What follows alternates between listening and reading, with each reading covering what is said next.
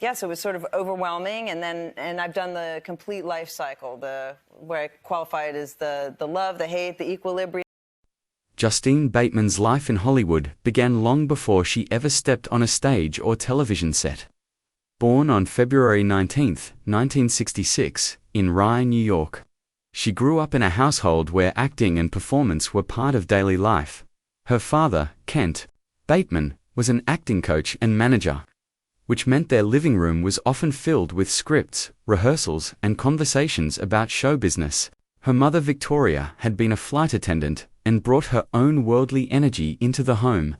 Justine and her younger brother, Jason Bateman, were surrounded by the industry from their earliest days, and both would eventually find fame on television. But behind the glamorous image, life was not always easy. The family moved frequently, which meant Justine attended multiple schools and was often the new kid. Learning how to adapt quickly, this constant pressure to fit in shaped her into someone who was always aware of how others saw her. Her father was strict about training and even rated her and Jason on their auditions, appearance, and confidence. From a very young age, Justine was taught that her worth was tied to performance and approval, a lesson that would follow her into adulthood and shape both her career success and personal struggles. By the early 1980s, Justine Bateman was auditioning regularly, sometimes over 150 times within 18 months. This kind of schedule would be exhausting for any adult, let alone a teenager still trying to manage school and friendships. Her big break came in 1982 when she landed the role of Mallory Keaton on NBC's Family Ties. At first, the character of Mallory was supposed to be smart and sharp, but the producers noticed that audiences laughed more when she played her as a bit clueless. They quickly rewrote the role into the dumb sister character, which became her defining part for the entire series. While the role brought her fame, awards, and a large salary, it also boxed her in. Hollywood often fails to separate an actor from the character they play. And, in Justine's case, people began to assume she really was like Mallory.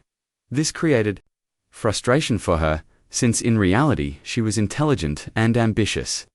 Even later, pursuing a computer science degree at UC, the show was a massive success, at one point drawing over 20 million viewers per week and turning Justine into a household name. However, behind the bright lights, she struggled with the pressure of fame, body image issues, and a growing fear that her role on Family Ties would become both her greatest success and her biggest trap. While millions of viewers saw Justine Bateman as the carefree and funny Mallory Keaton, her private life was much darker. Fame at a young age came with intense scrutiny. Paparazzi followed her, magazines judged her appearance, and even fellow students treated her differently. By the age of 16, she was already battling eating disorders, including anorexia and bulimia, all fueled by the pressure to look perfect on screen. Despite earning Emmy nominations and critical praise, she was often overlooked compared to her co-star Michael J. Fox, who became the breakout star of the show. Justine wanted her character to be given deeper storylines, but the scripts rarely changed. She found herself trapped in shallow roles while her co-star's career skyrocketed into blockbuster movies. Even when she won awards, such as the Young Artist Award in 1983, she felt increasingly isolated. Hollywood's cruel standards were affecting her mental and physical health. She was expected to stay thin, smile for the cameras, and never show weakness, even when she was struggling behind the scenes. Fame had given her recognition but taken away her privacy and her sense of normal life.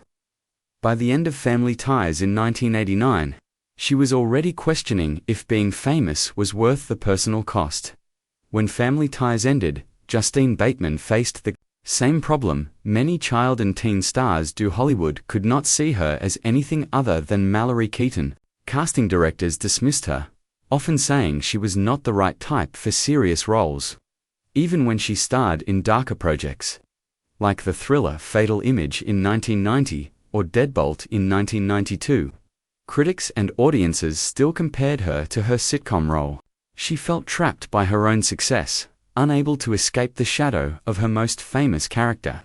In 1996, she joined the sitcom Men Behaving Badly, which initially drew high ratings but quickly fell apart due to behind-the-scenes conflicts.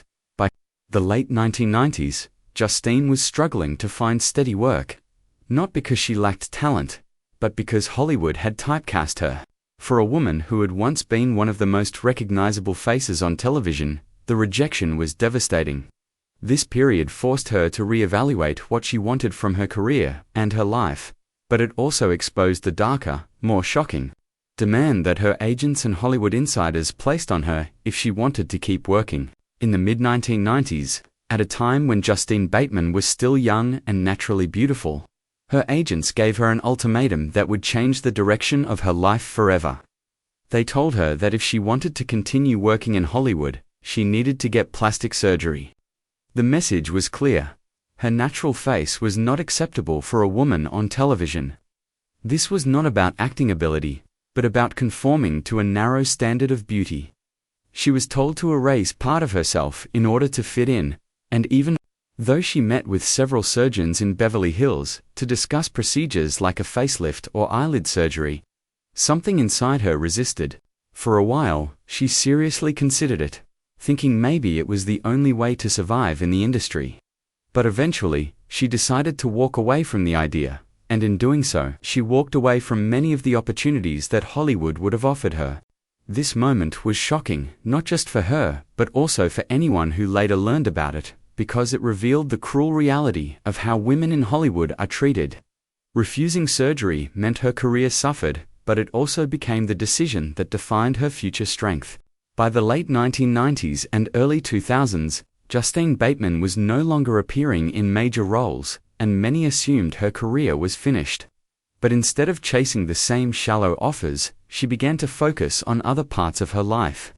She married Mark, fluent in 2001, and the stability of their relationship allowed her to step back from Hollywood's constant pressure. With the birth of her children, Duke in 2002 and Janetta in 2004, she made the bold choice to turn down millions of dollars in offers so she could focus on being a mother. She knew firsthand the damage that fame could cause to young people and did not want her children to grow up in the same spotlight that had nearly destroyed her. However, motherhood was not without struggles. After the birth of her daughter, she suffered from postpartum depression, a period she later described as one of the darkest times of her life. During this time, her brother Jason Bateman was experiencing a huge career comeback with Arrested Development, which made the contrast even harder. But Justine's story was not one of defeat, it was one of rebuilding. She slowly began to reshape her life around her own choices, not Hollywood's demands. One of the most inspiring chapters in Justine Bateman's story came years after her television fame, when she decided to go back to school. In 2012, at the age of 46, she enrolled at UCLA to study computer science and digital media. Sitting in classrooms with students half her age, she worked through the challenges of learning coding, app development, and digital systems. It was not easy, and many people doubted her. But after 4 years of hard work, she graduated at age 50 with a degree that proved she was far more than just an actress. Around the same time, she began writing books and directing films. Her short film, 5 Minutes, premiered at the Toronto International Film Festival in 2017. And her feature film, Violet, starring Olivia Munn and Justin Theroux, premiered at SXSW in 2021. She also wrote 2 books, Fame, The Hijacking of Reality in 2018, and Face, 1 Square Foot of Skin in 2021, in the latter. She tackled the very issue that had once ended her career, the pressure on women to get surgery or hide aging. Instead of hiding, she embraced her natural face and encouraged other women to do the same. These projects proved that she was no longer waiting for Hollywood's approval. She was creating her own path. In recent years, Justine Bateman has become a strong voice, not only for natural aging and women's rights in Hollywood, but also against the growing threat of artificial intelligence in filmmaking. With her background in both entertainment and technology, she has a unique perspective on how AI could replace not just actors, but entire creative departments. In 2023, she founded Credo 23, a movement dedicated to protecting human-made art. She even launched a film festival where AI-generated content was not allowed, standing up for real creativity in a time when technology is changing the industry. She has spoken at conferences, written powerful essays, and joined Hollywood strikes to raise awareness about how AI could damage storytelling forever. Today, at 59, she continues to push boundaries. Not as the teen star from Family Ties, but as a director, writer, activist, and thinker who has survived the pressures of fame and turned them into something meaningful. Justine Bateman's journey cannot be separated from the career of her younger brother, Jason Bateman, who also grew up in the spotlight. In the 1980s, while Justine was starring in Family Ties, Jason was building his own career with roles on shows like Silver Spoons and The Hogan Family. Both siblings were recognized on red carpets, in teen magazines, and by millions of fans across America. But while the public saw them as a pair of lucky kids living the Hollywood dream, inside their home, things were more complicated. Their father's strict management style created pressure for both of them, and Justine later admitted that their success did not always feel joyful because of how much was demanded. Jason eventually struggled with addiction in his 20s, while Justine was fighting her own battles with body image and self-worth. Later, Jason would have a massive comeback with Arrested Development and acclaimed roles in Ozark, while Justine was often described by the media as someone who had disappeared from Hollywood. This unfair comparison was another example of how women in the industry are often judged more harshly than men. Jason could reinvent himself at middle age, but Justine was told her career was over the moment she refused surgery. Still, the siblings remained supportive of one another, and Justine has often spoken proudly of Jason's success, even when her own career path took a very different turn. The shocking demand that Justine Bateman faced in the 1990s, being told to undergo surgery or lose her career, was not an isolated incident. Hollywood has a long history of pushing female actors into dangerous extremes in order to keep working. During the 1980s and 1990s, actresses were expected to stay impossibly thin, maintain flawless skin, and look forever youthful, regardless of their age. Many stars who refused to meet those standards disappeared from screens, while those who went under the knife often hid it because of the stigma. Male actors, on the other hand, were often allowed to age naturally and still received leading roles. Justine Bateman's story highlighted this double standard in the harshest way possible. She was told directly that her acting ability was not the problem, it was her face. This message cut to the core of what it meant to be a woman in Hollywood. To survive, she would have to erase the very features that made her unique. For Justine, this was unacceptable. She later explained that she wanted to live a life where her face told her story, not one that looked frozen or altered to please others. By refusing surgery, she took a stand years before conversations about natural aging became more mainstream. In doing so, she not only lost roles, but also became a symbol of resistance against a system that had long silenced women. To fully understand the weight of the decision Justine Bateman faced, it is important to look at the cultural climate of the 1980s and 1990s.